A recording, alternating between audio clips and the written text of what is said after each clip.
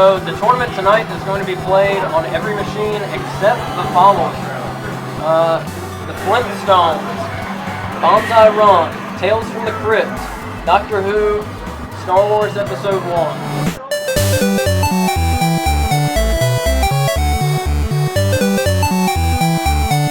Well, my motivation for starting the store comes from a lifelong love of video games.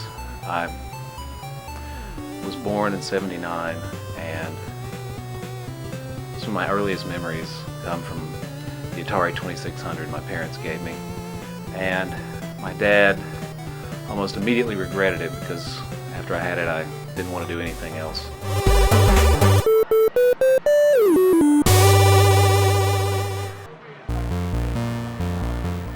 28 now.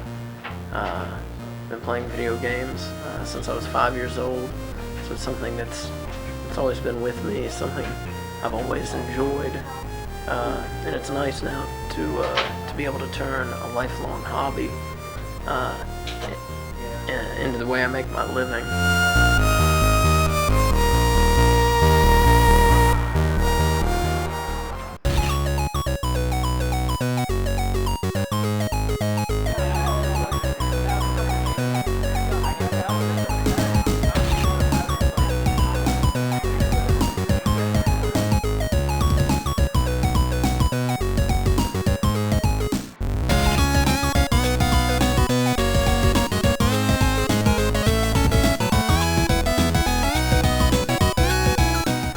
There are a lot of challenges in opening a store.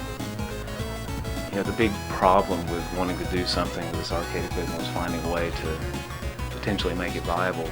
And I think there are a lot of ways you can look across the country and see different arcade enthusiasts trying to find ways to recapture, recreate, and reinvigorate that arcade scene in different ways. Arcades, barcades.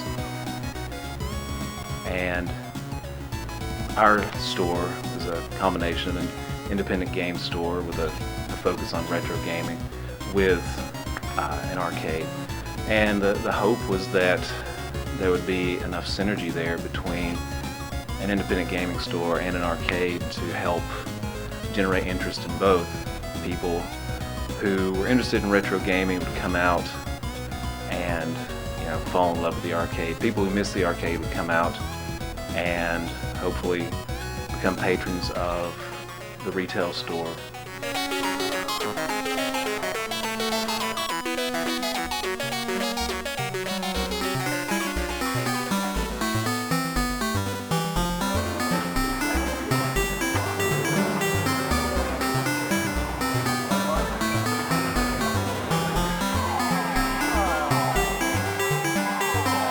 As far as the store's success so far, I mean, I'm not ready to retire early or by any means, but we're doing well so far.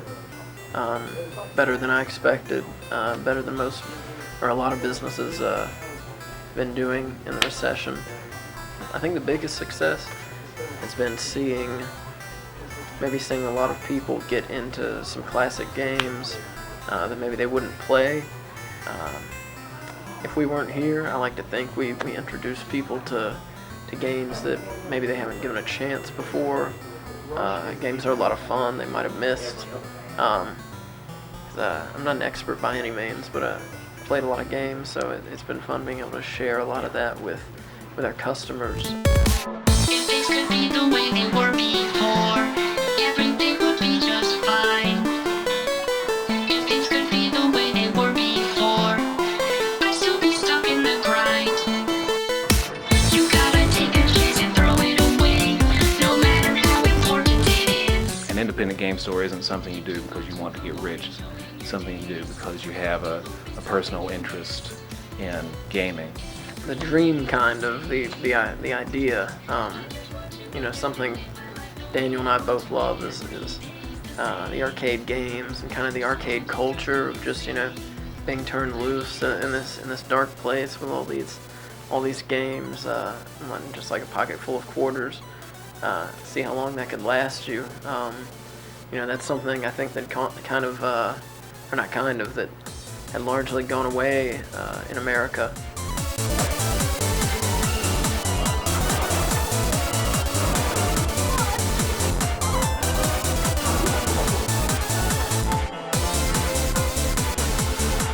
GameStop is certainly our biggest competitor. It's a tough hill to climb. They have a lot of the market. I mean, most gamers have shopped there, not always because they want to, sometimes because they have to get something new or to get some exclusive pre-order content now. But I think we've been taking some business from them. I know a lot of people who say they check here before GameStop. We're pretty much always cheaper. We don't have a corporate structure like them or nearly as many employees. We're only one store, so we don't have as much overhead. So a lot of times we can sell things cheaper than them. So I think that's our best chance of success. You know, our plans for the future are always changing. We just have to see, you know, what we can accomplish with what we have. Like I said, I feel like one of our successes is the fact that we're still standing, and you know, we just have to see where it goes from there. Obviously, it's a challenge. It's a small operation. It's the fruit, essentially, the labor of two people, and some of their very dear friends. And what that can accomplish, only time will tell. I still be stuck in the grind.